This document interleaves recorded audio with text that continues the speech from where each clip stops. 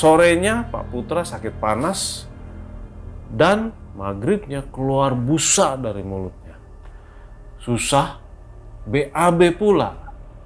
Bi Ijah yang masih ada di sana langsung masuk kembali ke kamar Pak Putra.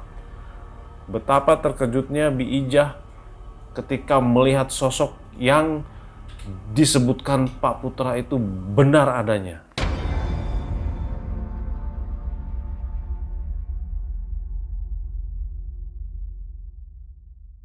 Halo teman kisah kalian, kembali lagi bersama saya Ian. Hari ini saya akan membawakan kisah horor atau misteri yang akan membuat kalian semua tidak dapat tidur malam ini.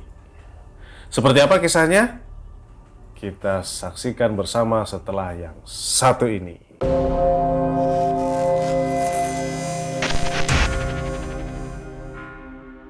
Ya, kejadian ini terjadi pada tahun 2014. Yang mengirimkan cerita adalah Ninis, yang tentu saja namanya telah saya samarkan.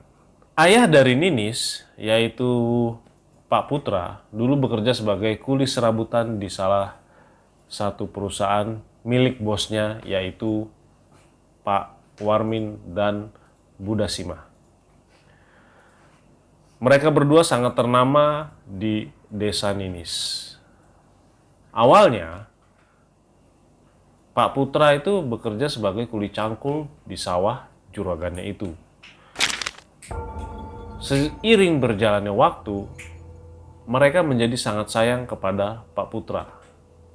Karena Pak Putra itu rajin dan jujur orangnya. Setiap Pak Putra selesai nyangkul, pulangnya selalu dibawakan makanan dan uang yang lebih oleh Pak Warmin. Bahkan tak berapa lama kemudian Pak Putra diangkat menjadi tangan kanan Pak Warmin.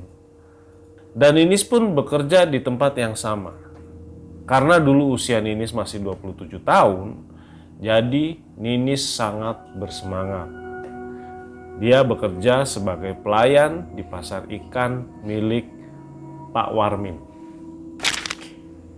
Suatu hari, bosnya itu mau membuat toko sembako. Dan Pak Putra dipanggil oleh Pak Warmin. Put, sini Put. Saya itu punya rencana. Mau membangun toko sembako di pinggir jalan sana. Kamu bisa nggak nyariin tukang bangunan dan nanti kamu yang ngawasin pekerjaannya? Soalnya saya mau keluar kota nih.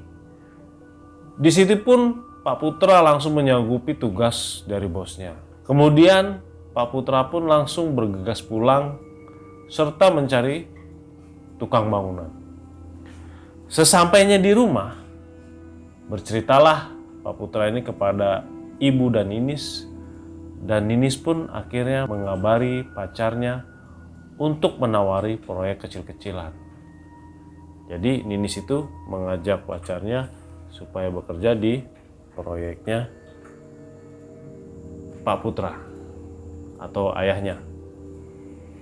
Akhirnya pacarnya Ninis yang bernama Didin mau tuh, dan besoknya Didin sama Pak Putra berangkat ke lokasi Pak Warmin. Sampai di sana langsung memulai membeli bahan-bahan bangunan. Dan selama pembangunan toko sembako itu, Pak Putra selalu dikasih upah yang berlebih, sangat amat berlebih pokoknya. Banyak banget deh dibanding dari yang lain. Ya, memang Pak Putra itu kan kepala proyeknya. Tapi perbandingannya itu sangat jauh dibanding dengan yang lain. Ninis dan ibunya pun tidak mempunyai pikiran apapun, jadi mereka tuh nggak curiga kok perbandingannya bisa jauh banget. Mereka hanya berpikir bahwa ya mungkin wajar saja karena Pak Putra itu sudah menjadi tangan kanan dari bosnya Pak Warmin. Nah, akan tetapi keanehan mulai terjadi 1 minggu setelah Pak Putra itu bantu-bantu dalam proses pembangunan toko sembako. Hampir setiap hari Minggu, Pak Putra selalu sakit panas dan Ninis beserta ibunya mengira itu karena kecapean. Kemudian di minggu terakhir pas pembangunan toko selesai, sorenya Pak Putra sakit panas dan maghribnya keluar busa dari mulutnya. Susah, BAB pula. Dan tanpa pikir panjang, Ninis dan ibunya langsung melarikan Pak Putra ke puskesmas terdekat. Di sana, Pak Putra hanya dirawat semalam saja. Karena dokter bilangnya ini cuma biasa aja, cuma sakit kecapean, nggak berlebih, aman kok, besok juga boleh pulang. Kemudian hari Seninnya Pak Putra itu minta dipanggilkan tukang pijat karena kan badannya pegel-pegel nih. Akhirnya Ninis manggil Bi Ijah, tukang pijat di daerah Ninis, yang sedikit banyak bisa juga melihat hal-hal yang mistis.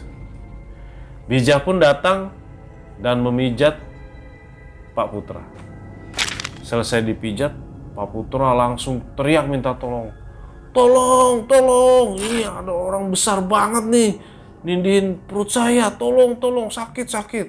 Nah, kebetulan Bi Ijah yang masih ada di sana langsung masuk kembali ke kamar Pak Putra. Betapa terkejutnya Bi Ijah ketika melihat sosok yang disebutkan Pak Putra itu benar adanya. Ya, Ninis dan ibunya pun tidak bisa berbuat apa-apa. Karena ya mereka orang biasa, tidak punya kelebihan apa-apa. Kemudian Bi Ijah pun langsung mengatakan, aduh sakit bapak kamu ini udah luar biasa parah. Karena Pak Putra sudah kenyang makan nasi dan air milik dari makhluk itu. Ya, Bibi pun tidak bisa bantu. Karena bapak kamu sudah menjadi target tumbal pesugihan buta. Ninis dan ibu hanya bisa menangis karena tidak berapa lama Pak Putra meninggal di hadapan mereka. Secara tragis, dengan mata melotot dan mulut berbusa, keadaannya memang persis seperti orang yang habis dicekik. Itulah barusan cerita dari Ninis yang penuh dengan teror dan horor. Karena kejadian ini dialami langsung oleh Ninis yang tidak akan bisa dilupakan sampai kapanpun itu. Pesan moral dari kisah ini adalah jangan terlalu percaya dengan orang lain walaupun itu adalah orang yang sudah sangat kamu percaya. Terima kasih sudah menonton. Ditunggu video selanjutnya.